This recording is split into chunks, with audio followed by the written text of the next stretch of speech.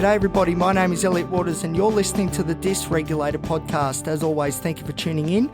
Today's episode is the next instalment of the Fortnightly Check-In series where we find out right here, right now, how I have been travelling over the last week to 2 weeks. So you may have noticed that I haven't produced as many episodes lately as I normally would. So if you remember back to the episode New Year, New Me, I touch on the relationship between my mood and podcast episode output. So basically, if things are going good and my mood's going well, we are producing episodes. If things are not going so good, the episode output level diminishes, and unfortunately that has been the story over the last fortnight. So this episode is going to be really quick because I just need to get something out there so I can feel good about the fact that I got something out there. So a nice quick little episode, and I promise the next one will be a lot longer and a lot more in depth, and we'll get back to our winning ways. But anyway, so the last 2 weeks has been very stressful. If I had to describe it with a word, stressful is the word. And that's because there are two big changes coming up on my horizon when I look forwards. And I'm not going to say exactly what they are just yet because I don't want to jinx things, but I will say it's got something to do with employment and it's also got something to do with my living arrangements. Now, really, I should be excited about these changes that are headed my way because these two changes are things that I really, really want to happen. But unfortunately, in true Elliot style, anxiety, apprehension, that sort of negative emotion has been a real feature of my presentation over the last 2 weeks. So it's been a very difficult 2 weeks. I'm just trying to manage as best that I can and trying to keep my head down, do all the right things, and hopefully soon enough this sort of cloud that's hovering over me will go away. That would be amazing. But it hasn't all been bad news.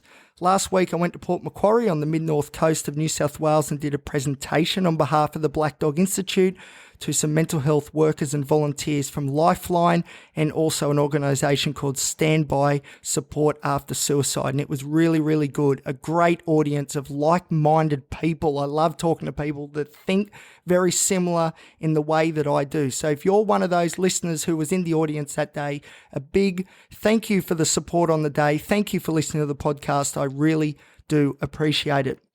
I remember though, one of the big features of this presentation was my inner critic just would not be quiet, just would not shut up. It just kept telling me, you're not getting your message out there, you're not using enough eye contact, your story isn't colourful or vivid enough for people to really engage with it. And it's really good that the feedback after it was so positive so I can really push that inner critic back in its corner. In fact, yesterday I got an email with some feedback and I'm going to say it on the show because I'm quite proud of this. So I'll just read out a little bit of it right now and it goes something like this. Elliot was absolutely fabulous and it was a really special morning on Friday. The audience absolutely lapped up Elliot's presentation. Some were in tears of admiration and others said they felt like he had opened their head up and looked into their minds. I don't think I've ever seen an audience so riveted and with so many questions afterwards. So feedback like that is really important for me because, as I said, it's evidence that I can use against my inner critic to put it back into its place.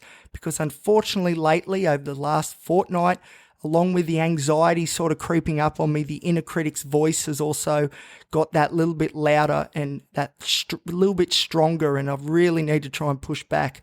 And having evidence such as that really goes a long way to putting it back in its place. Also, over the last 2 weeks, I had a psychiatry appointment. So you may remember I've been prescribed pregabalin or Lyrica for anxiety. Initially, it was 25 milligrams at night. That's now been bumped up to 25 milligrams twice a day, although this is still a level that isn't really enough to do much about the anxiety. But the real point of the exercise at the moment is to see how I respond to the medication, if there's any side effects. So although we're not in the dosage zone for big improvements to my anxiety, we are taking it slow to make sure that it doesn't make things worse, which I think is really, really good. But the other thing my psychiatrist said was that he used this analogy of a car and he said, Elliot, you're driving around with your high beams on looking way into the future, or you're looking in your rear vision mirror and looking at things that have been and gone. You're not looking out in front at the potholes that are right in front of you. You need to get grounded and be able to live life as it presents itself in the now, in the here and now. And it's great great metaphor or analogy because it really resonated with me, and it's so true. I'm either living, all this distance into the future that's all catastrophe, even though there's no evidence that that's actually the case. But, this is how these disorders work. Or I'm living in the past, ruminating on mistakes that have been and gone. They're gone, Yeah, maybe things could have been done better, but that's in the past now. We're in the here and now. Let's make sure we make good decisions right here, right now. And to do that, we need to be mindful. So he said to me, Elliot, you've got ADHD, so your attention's not very good and you're all wound up because you're anxious. So let's just aim for 5 seconds at a time. When you drift off into the future too far ahead or you're living in the past, aim for 5 seconds to try and ground yourself. That's all. We're starting slow, small steps. So that has been something I've been trying to work on. I bought a little bouncy ball. So whenever I find that I'm drifting too far forwards or too far back, I bounce this ball 5 times and really focus on the process of bouncing this ball, what it sounds like, what it feels like, all that sort of stuff, and really being focused on the present. So that's something that I'm really working on at the moment because unfortunately, over the last fortnight, I have been living way into the future. There's all these catastrophes going on, even though in the here and now, there's no evidence that that is what's going to eventuate. It's been very frustrating, but hopefully, if I keep bouncing this ball, things will improve because this exercise is like any exercise or skill.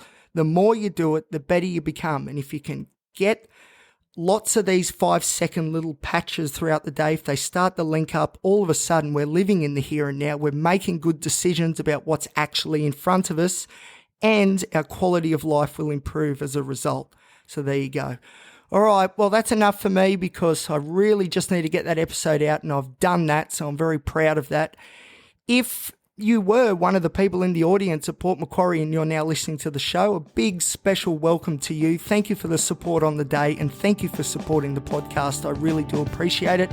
And until next time, everybody, I hope you are well, and I'll see you later.